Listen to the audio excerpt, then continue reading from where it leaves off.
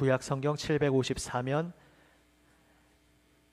에스더 4장 10절에서 17절 말씀 다 같이 한 목소리로 읽겠습니다. 에스더 4장 10절부터 함께 읽습니다.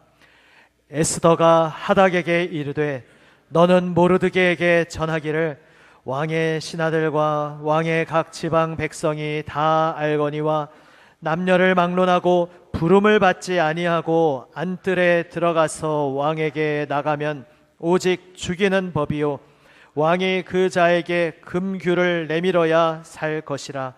이제 내가 부름을 입어 왕에게 나가지 못한 지가 이미 30일이라 하라 하니라. 그가 에스더의 말을 모르드게에게 전하매 모르드게가 그를 시켜 에스더에게 회답하되 너는 왕궁에 있으니 모든 유다인 중에 홀로 목숨을 건지리라 생각하지 말라. 이때에 내가 만일 잠잠하여 말이 없으면 유다인은 다른 데로 말미암아 노임과 구원을 얻으려니와 너와 내 아버지 집은 멸망하리라. 내가 왕후의 자리를 얻은 것이 이때를 위함이 아닌지 누가 알겠느냐 하니 에스더가 모르드게에게 회답하여 이르되 당신은 가서 수산에 있는 유다인을 다 모으고 나를 위하여 금식하되 밤낮 3일을 먹지도 말고 마시지도 마소서. 나도 나의 시녀와 더불어 이렇게 금식한 후에 규례를 어기고 왕에게 나아가리니 죽으면 죽으리이다 하니라. 모르드게가 가서 에스더가 명령한 대로 다 행하니라. 아멘. 에스더의 입장이 사실 우리의 일상의 삶의 입장과 연결시켜서 생각해 보면 매우 이해가 됩니다. 왕에게 함부로 나가면 죽는 것 아닙니까? 왕이 은혜를 베풀어서 지팡이를 내밀어 주어야 사는 것이고 그렇지 않으면 이미 규례를 어겼기 때문에 죽을 수밖에 없습니다. 고대 국가에서 왕은 마치 신과 같은 존재죠. 딱 성전, 신전의 구조와 유사하지 않습니까? 함부로 지성소, 가장 거룩한 곳에 정해진 절차, 정해진 날짜가 아닌 때 함부로 나가면 죽을 수밖에 없듯이 왕이 그런 존재였습니다. 그러니까 이미 왕궁 문화에 익숙해져 있던 에스더는 모르드게의 요청에 대해 바로 그렇게 대답하는 것이 지극히 당연한 모습일 수 있습니다. 저희가 10절부터 읽었지만 앞에 이야기 지난주의 내용에서 이어지는 그 내용을 생각해 보시면은 이제 에스더가 왕후가 되었는데 이제 하만이라는 2인자가 등장해서 모르드게와 갈등이 벌어지고 하만이 모르드게가 유다인이라는 것을 알고 모르드게만 그냥 미워하면서 어떻게 처단하는 것이 아니라 아주 극악무도한 사람이죠. 모르드게에게 속한 모든 그 족속의 씨를 다 말리겠다 이렇게 계획을 세우고 왕을 적당히 구슬려서 자기의 속내는 감추고 왕과 제국에 굉장히 해를 끼치는 민족인 양 누명을 씌워서 그 민족을 일시에 정한 날에 다 몰살시킬 수 있도록 하는 그런 잔인한 명령을 허락받고 왕의 도장까지 다 찍은 상태였습니다. 이것을 듣고 모르드게가 베옷을 입고 재를 뒤집어 쓰고 성중 앞 광장에서 대성통곡을 하니 그 에스더가 자기 아버지와 같은 존재인 모르드게가 이러한 일을 하고 있다는 것을 듣고 궁금해서 시녀와 내시를 통해 자초지종을 물었더니 모르드게가 하는 말이 그것입니다. 하만이 우리 동족을 다 죽이려고 작심했습니다. 이렇게 정확한 예산도 다 세우고 이제 실행만, 정해진 날짜에 실행만 하면 우리 유다인은 하나도 살아남지 못하게 생겼습니다 하면서 에스더에게 요청합니다. 왕후시여, 당신이 왕과 만날 수 있지 않습니까? 왕에게 나아가서 당신의 민족을 위해서 간절히 구하고 청원을 하십시오 했더니 에스더의 반응이 왕에게 허락받지 않고 함부로 나가는 것 자체가 불가능한데요. 이거는 왕의 신하들과 이 제국, 페르시아 제국 치하에 있는 백성이라면 다 아는 상식이지 않습니까? 왕에게 제가 이야기를 하려면 왕이 부르기 전에 제가 먼저 나가야 되는데 그러면 규례대로 하면 저는 죽습니다. 이렇게 대답을 했습니다. 그러니까 말이 됩니다. 지극히 정상적인 반응일 수 있습니다. 다 이유는 있게 마련입니다. 우리에게도 그렇습니다. 이유가 다 말이 되는 이유가 있습니다. 그렇게 하면 저 죽는데요. 장벽이 지금 가로막고 있어서 그건 제가 할 수 없는 일인데요. 제가 지금 그것을 하기에는 시간을 도저히 낼 수 있는 여지가 없는데요. 또 할 수 없다는 장벽을 여러 가지 면에서 우리가 확장해서 적용해 볼 수 있습니다. 제가 그 일을 기꺼이 할 수 있겠지만 왜 하필 저 사람하고 저를 붙여주셨습니까? 차라리 딴 사람하고면 모르겠는데 제가 저 사람하고는 이건 도저히 같이 못하겠습니다. 그 사람에 대한 특별한 별로 안 좋은 마음이 있는 경우에 또 그럴 수 있겠죠.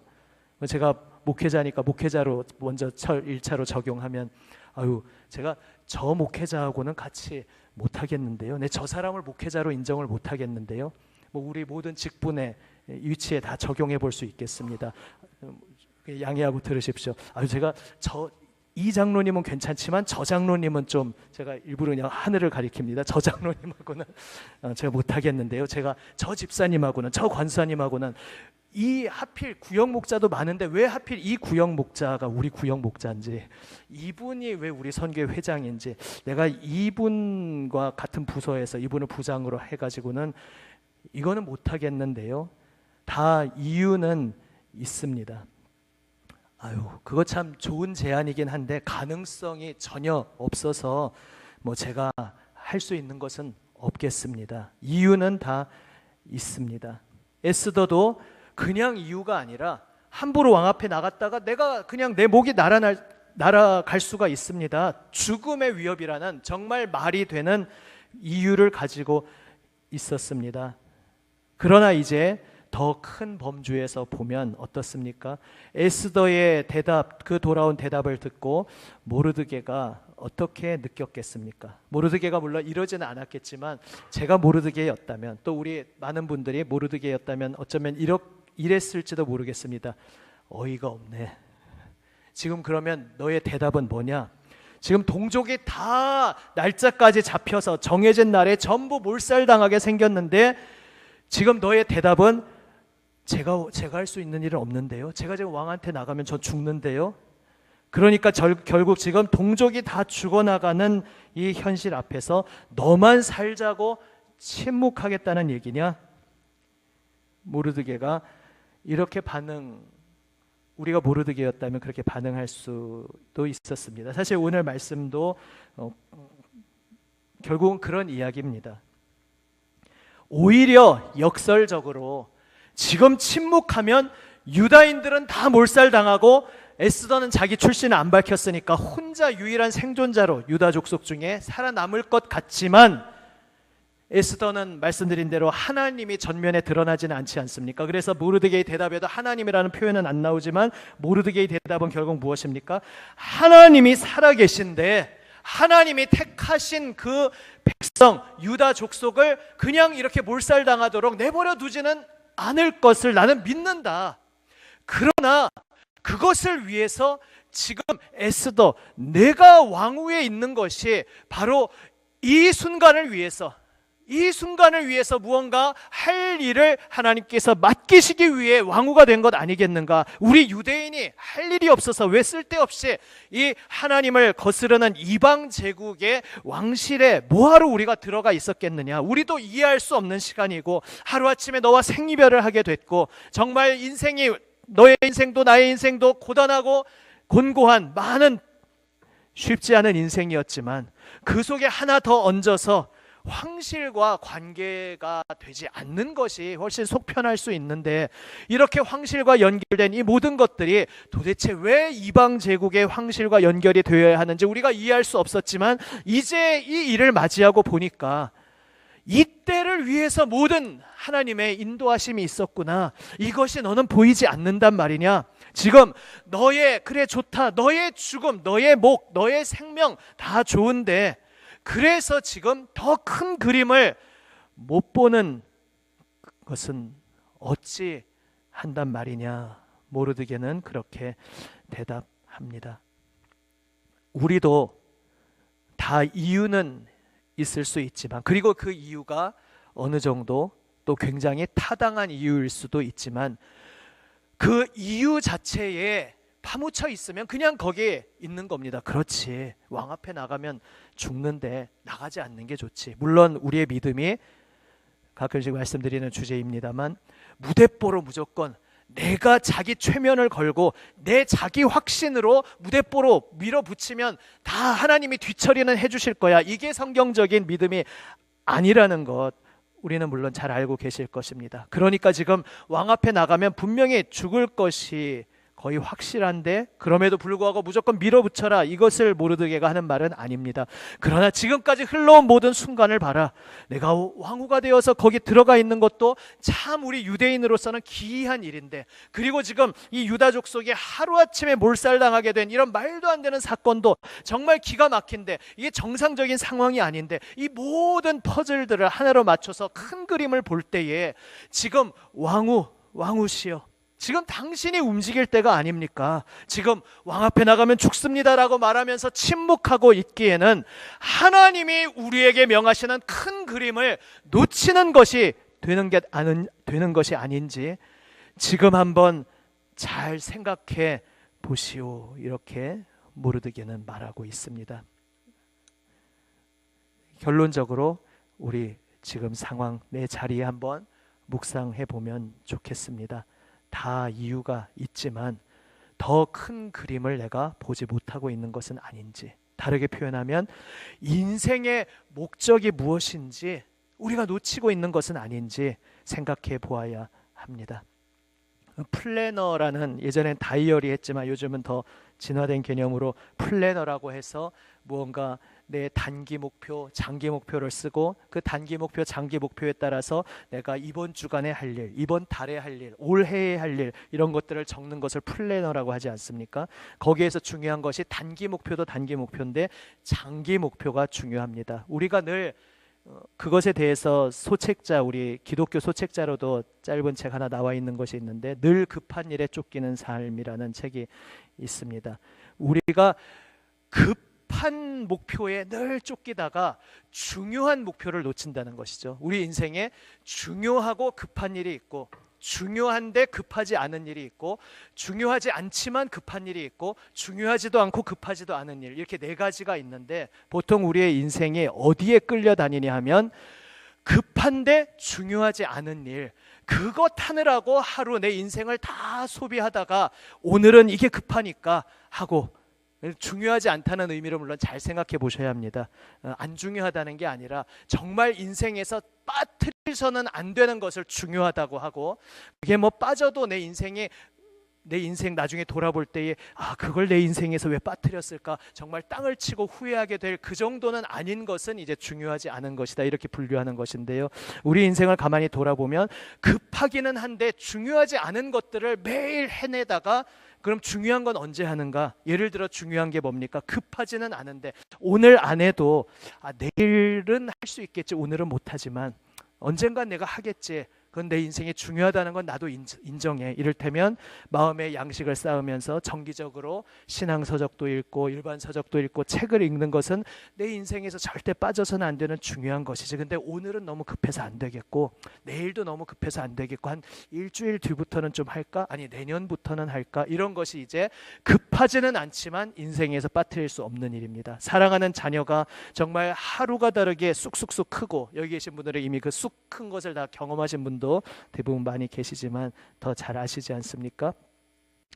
내 자녀가 하루라도 더 크기 전에 좀 대화도 나누고, 또 말씀 신앙적으로 또 좀 만남도 가지고, 또 이미 커버렸다면 이미 컸지만 그래도 늦었다고 생각할 때가 가장 빠른 때라고, 지금 자리에서 그래도 더 지나가기 전에 지금 할 수 있는 내가 대화도 하고 좀 데이트도 가지고 만남도 해야 되는데, 이건 참 내 인생에서 나중에 죽을 때 돼서 돌아볼 때 그걸 언젠간 해야지 하는데 결국 못했구나 하면 얼마나 땅을 치고 후회할까. 중요한 일이죠. 중요한데 오늘 안 한다고 죽지는 않으니까 오늘은 일단 급한 거부터 처리하고, 이 중요하지만 급하지는 않은 내 가족과의 시간을 가지는 것은 언젠가는 해야지 하는데 결국 언젠가로 돌아오지 않더라는 것이죠.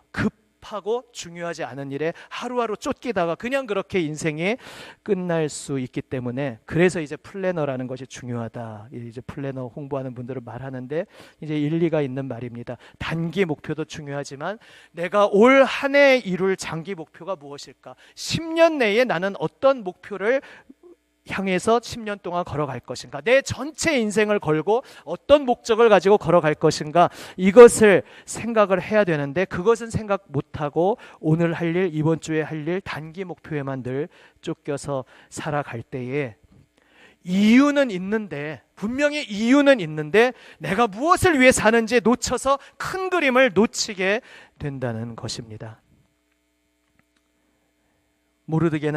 모르드게 입장에서는 어이가 없을 수 있었습니다.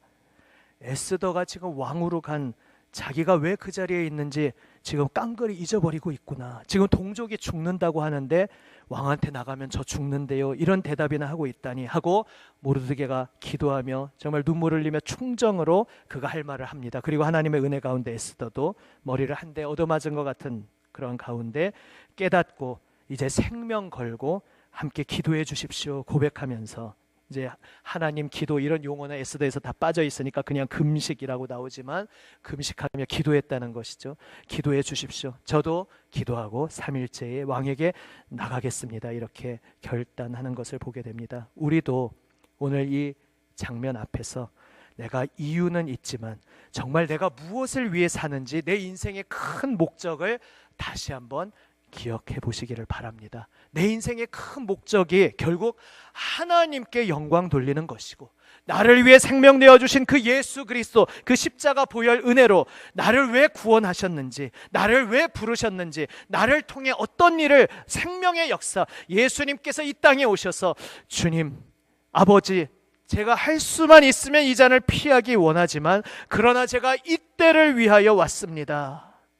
공관복음서에서는 아버지의 원대로 되기를 원합니다 이렇게 표현하고, 요한복음 12장에서는 그러나 내가 이때를 위하여 왔나이다 고백하는, 바로 그것이 오늘 에스더 모르드게의 대화 속에 나오는 이때를 위함이 아닌지 누가 알겠느냐와 겹쳐져서 우리에게 다가옵니다. 내가 무엇을 위해 살고 있는지 큰 그림, 큰 목적을 기억할 때에 작은 나의 좁아서 좁은 게 아니라 내가 당연하게 오늘을, 내가 살아야 할 것은 내일이 아니라 지금 오늘이니까 오늘을 허덕거리면서 사는 가운데 오늘만 바라보고 있었는데, 그게 당연할 수 있었는데 오늘만 바라보다가 내가 무엇을 위해 사는지를 놓치고 큰 그림, 큰 목적을 향하여서 담대하게 믿음으로 나아가는 것들을 어느새 내가 포기하고 주저앉아 있는 부분이 없었는지 오늘 우리 자신의 모습을 돌아보기를 원합니다. 그러한 가운데 이때를 위함이었습니다. 바로 주님 그 십자가의 길을 따르며 살아계신 주님의 영광을 드러내고 저의 인생을 통해 온 세상을 십자가 보혈로 살리시는 주님의 생명을 나타내시는 것, 바로 이것이 저의 인생의 목적이기에 저는 단기 목표뿐만 아니라 이 장기적인 목표를 위해서 장벽이 가로막고 있다 할지라도 그것 때문에, 그것을 이유로 그냥 주저앉아 있지 않고 주님께 간구하며 나아가겠습니다 고백하는 우리 모두가 되시기를 바랍니다. 주님께서 우리를 통해 일하고자 하시기에 주님께 헌신하며 생명을 걸고 나의 모든 것을 들여 그 길을 걸어갈 때에 하나님께서 나의 인생 가운데 분명히 역사하여 주신다는 것을 믿으시기를 바랍니다. 지금 내 삶의 어떠한 크고 작은 장애물 속에서도 이때를 위함이 아니었습니까? 주님 앞에, 나에게 주시는 주님의 음성 앞에 고백하며 주님께 영광 돌려드리는, 믿음으로 나아가는 저와 여러분 우리 모두가 되시기를 우리 주님의 이름으로 축원합니다. 아멘.